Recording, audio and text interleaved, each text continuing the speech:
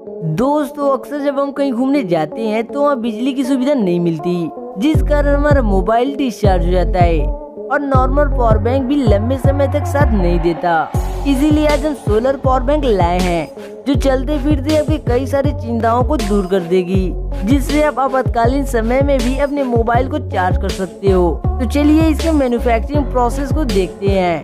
उससे पहले यदि आप हमारे चैनल पर नए हैं तो चैनल को सब्सक्राइब करके बेल आइकन को जरूर प्रेस कर लें।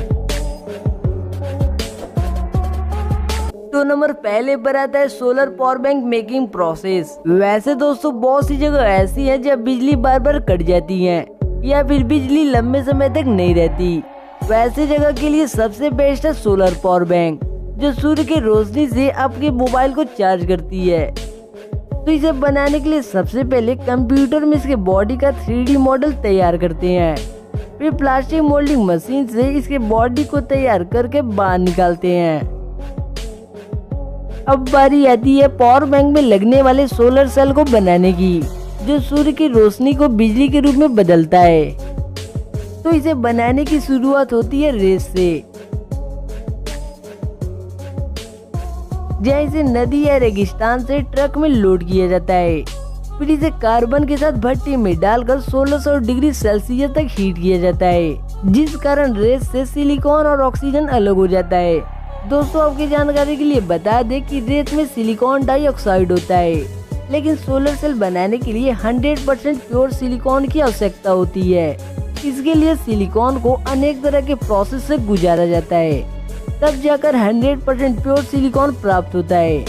फिर इसके एक्स्ट्रा पार्ट को कटिंग करके सिलिकॉन को दूसरे यूनिट में भेजते हैं, जो कि सिलिंड्रिकल शेप में होता है, जिसे कंप्रेसर मशीन से दबाव देकर स्क्वायर शेप में बना लिया जाता है। ऐसा इसलिए क्योंकि इसे पतले पीस में कटिंग करके सोलर सेल का शेप दिया जाएगा। उसके लिए स्क्वायर शेप के सिलिकॉन को एक मशीन में डालकर पतले पतले पीस में कटिंग करते हैं, जिसे वेफर भी कहा जाता है। फिर इन वेफर को कन्वेयर बेल्ट पर रखकर वाटर से धुलते हैं, ताकि वेफर पर एक भी डस्ट पार्टिकल ना रह जाए, क्योंकि थोड़ी सी भी लापरवाही सोलर सेल के परफॉर्मेंस पर असर डाल सकती है। लेकिन दोस्तों ये वेफर काफी स्मूथ होती है। यदि इन्हें सोलर सेल में इस्तेमाल किया जाएगा तो इस पर पड़ने वाली सनलाइट रिफ्लेक्ट हो जाएगी।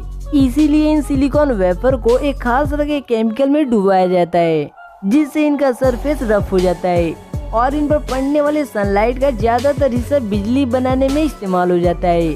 फिर इन सिलिकॉन वेफर के ऊपर फास्फोरस की लेयर चढ़ाई जाती है, जो पॉजिटिव सिलिकॉन के ऊपर नेगेटिव फास्फोरस का काम करती है, जिससे बिजली बन पाएगी। अब इन प्लेट पर सिल्वर वायर को सेम पैटर्न में लगाकर सोलर सेल को तैयार कर लेते हैं। अब बारी आती है बैटरी को बनाने की। तो उसे बनाने के लिए एक बड़े से कंटेनर में ब्लैक लिथियम के साथ अन्य केमिकल को मिलाते हैं, जिससे एक पेस्ट बनकर तैयार हो जाता है। और फिर इसी पेस्ट को पॉलीमर शीट के ऊपर लगाते हैं, और जब ये पेस्ट सूख जाते हैं तो इसके कुछ भाग को काट कर टेस्टिंग करते हैं, और रिजल्ट से निकलने पर इन्हें रोलिंग मशीन द्वारा एक बंडल के रूप में तैयार कर लिया जाता है। और अगले स्टेप में कॉपर शीट के बंडल पर भी लिथियम केमिकल लगाकर आगे लगे सेंसर मशीन की मदद से उसके मोटाई को चेक करते हैं।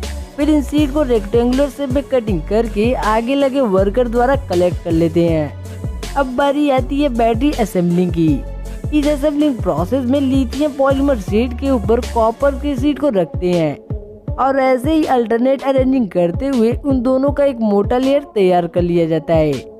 अब इन इंटरनल बैटरी पर एल्युमिनियम के शीट को लगाए जाएंगे। उसके लिए एल्युमिनियम के शीट को पतले पीस में कटिंग करते हैं। अब इन एल्युमिनियम के शीट में बैटरी के इंटरनल हिस्से को डालकर पूरी तरह पैक कर देते हैं, और उसी दौरान बैटरी के अनवांटेड शीट को कटिंग करके सर्किट प्लेट को लगा देते हैं, और लास्ट में बैटरी के ऊपर येलो टेप लगाकर इसके पावर स्टोर करने की कैपेसिटी को चेक करते हैं। फिर बैटरी के टर्मिनल पर एक खास तरह के लिक्विड को लगाकर वायर को सोल्डिंग करते हैं, और इस तरह से बैटरी बनकर तैयार हो जाता है। अब बारी आती है पीसीबी को बनाने की। तो उसे बनाने के लिए सबसे पहले कंप्यूटर में पीसीबी के 3D मॉडल को तैयार करते हैं। फिर उसी साइज के पीसीबी को दूसरे फैक्ट्री से मंगा कर इस कन्वेयर बेल्ट पर रखते हैं, जहाँ लेजर मशीन की मदद से इसके सर्किट को चेक करते हैं। फिर इस पर छोटे छोटे कंपोनेंट को लगाने के लिए सबसे पहले कैपेसिटर को लगाते हैं, जो चार्जिंग को स्टोर करके जरूरत पड़ने पर रिलीज करता है। फिर रजिस्टर को लगाते हैं, जिससे करंट ज्यादा फ्लो होने पर कंट्रोल में हो जाता है। फिर डायोड को लगाते हैं, जिससे करंट एक ही डायरेक्शन में फ्लो होता है। फिर 3 LED लाइट को लगाते हैं, जो चार्जिंग को इंडिकेट करती है। फिर स्विच को लगाते हैं, जिससे पावर बैंक को ऑन ऑफ किया जाता है। फिर चार्जिंग सॉकेट को लगाते हैं, जिसमें एक चार्जिंग केबल लगाकर मोबाइल को चार्ज किया जाता है। अब इस पर लगे सभी कंपोनेंट को सोल्डिंग करके अच्छे से फिक्स करते हैं और लास्ट में आपका पीसीबी कुछ इस तरह तैयार हो जाता है।